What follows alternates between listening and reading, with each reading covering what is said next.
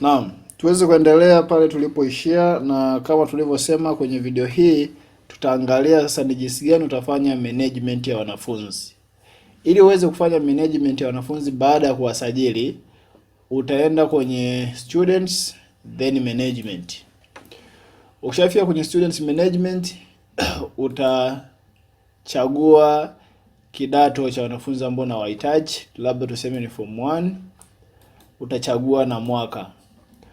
Ukishachagua mwaka na kidato, kwa mfano hapa so labda unahitaji kuassign index number. Kwa mfano hapo ukiambiwa kuna column ya index na registration number.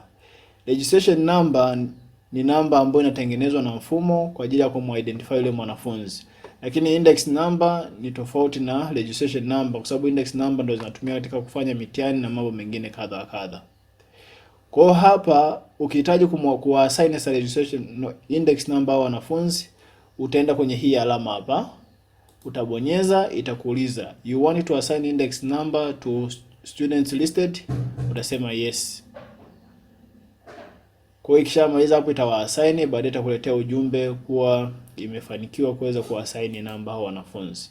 Kwa hiyo ukiangalia hapa imeweza kuwapa le index number kila mwanafunzi, ama candidate index number kwa kila mwanafunzi ambaye atakuwa amesajiliwa. Ukiangalia hapa ameanza Amina Hassan Mbwana, imempa 0001 na kuendelea kwa wanafunzi wote. Baada ya hivyo, kwa mfano labda unahitaji kufuta wanafunzi wote kwa wakati mmoja, utabonyeza hii alama. Ukishabonyeza hii alama, utaona hawa wanafunzi wote wanawekewa tiki. Wakishawekewa tiki, basi utakuja kubonyeza hii alama hii. Ukishabonyeza hii alama inakwambia you won't be able to revert this. Yes, delete it. Kwa hiyo ukishabonyeza hapa, tafsiri yake wanafunzi wote hao waliochaguliwa wataweza kufutwa. Ila mimi sihitaji kuwafuta. Lakini ukihitaji kufuta wanafunzi labda kadhaa tu, wachache, utabonyeza labda huyu na huyu ndio nahitaji kuwafuta. Baadaye utakuja kubonyeza kwenye alama ya delete. Baadaye utasema yes, delete it. Ukishabonyeza, tafsiri yake wanafunzi waliochaguliwa wataweza kufutwa wote kwa wakati mmoja.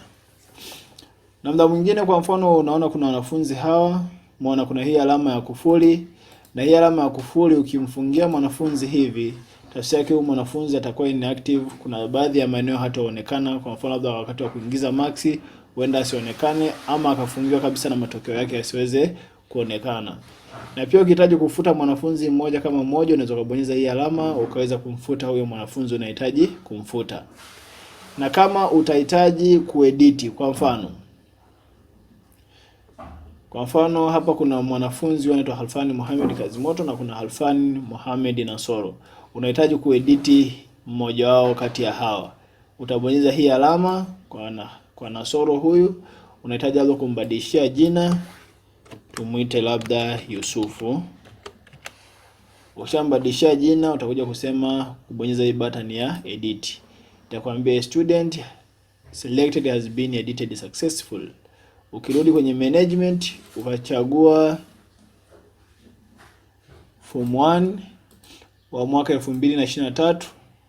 Ukija kumtafuta Halfani hapa, atakuwa amebaki mmoja tu, lakini ule mwingine ameshakuwa edited ama amehaliliwa na kuwa Yusufu Mohamed Nasoro. Lakini huyu Yusufu Mohamed Nasoro, baada ya kumbadilishia jina, utaangalia index namba yake ni 35, lakini huyu ni mtu wa mwisho ambaye index namba yake ndio itakiwa iwe 40. Kwa hiyo utakuja tu assign hizi namba, utabonyeza hapa, utasema yes assign.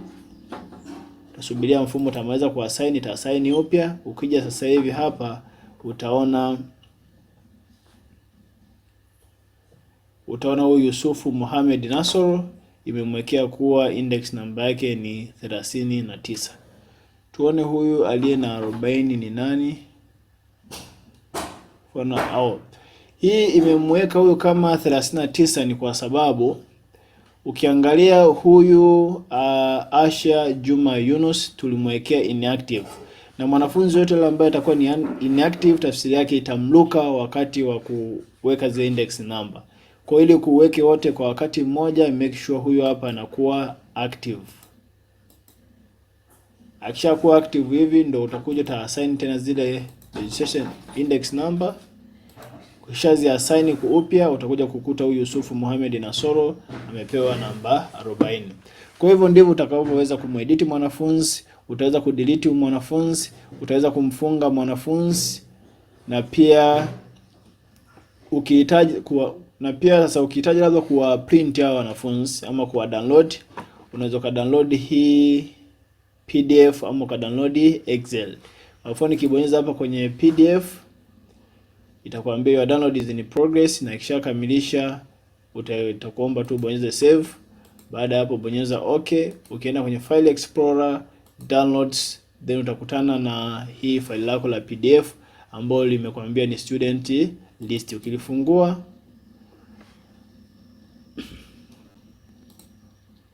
utakuta orodha ya wanafunzi wako wote kama jinsi inavyoonekana. Lakini orodha hii ya wanafunzi hii imetolewa katika PDF. Ukihitaji Excel utabonyeza hii alama hii, then utabonyeza okay. Ukienda kwenye file explorer downloads, ukibonyeza hapa utakutana na majina ya wanafunzi wako wote, first name, middle name, last name, sex, class, stream na kadhalika.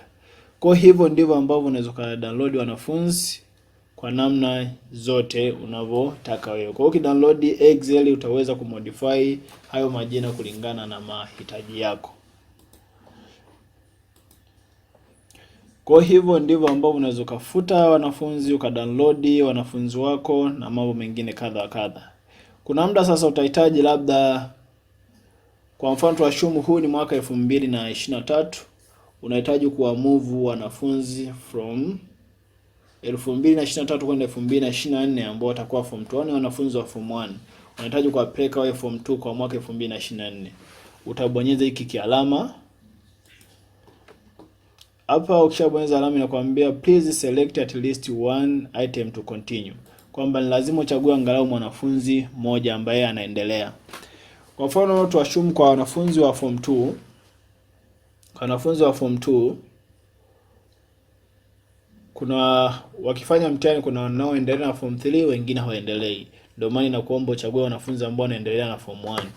Kwa mfano mimi nashumu na form 2. Kwa mfano hapo mimi nitachukua tu nitawachagua wote.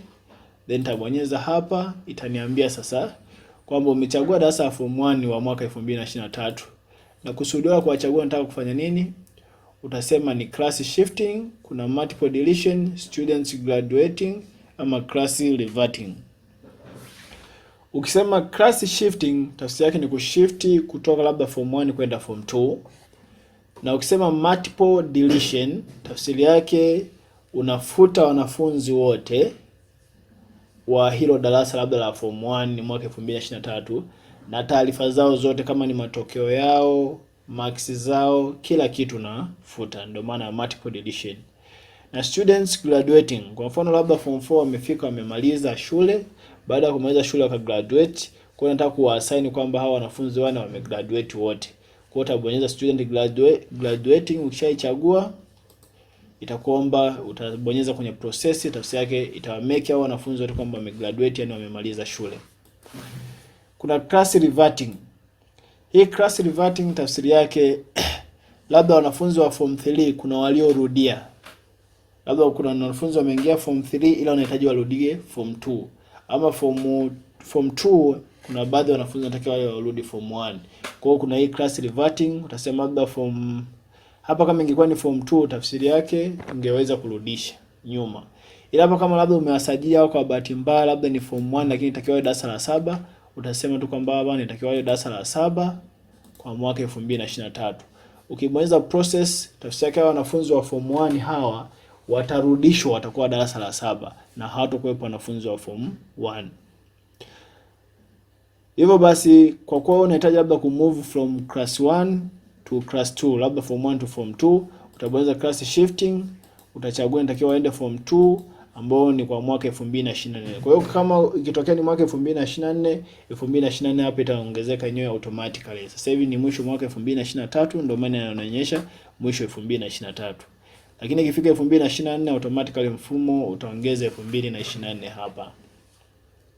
Kwa hivyo ndivyo ambavyo utaweza kufanya management ya wanafunzi Baada ya kujua sasa jinsi gani unaweza kufanya management ya wanafunzi, na kama utapata changamoto yoyote ile kwenye hili eneo, usisite kutupigia simu kwa nambari ya simu 0656195191. Ukitupigia simu hapo utauliza swali lolote lile na utaweza kujibiwa.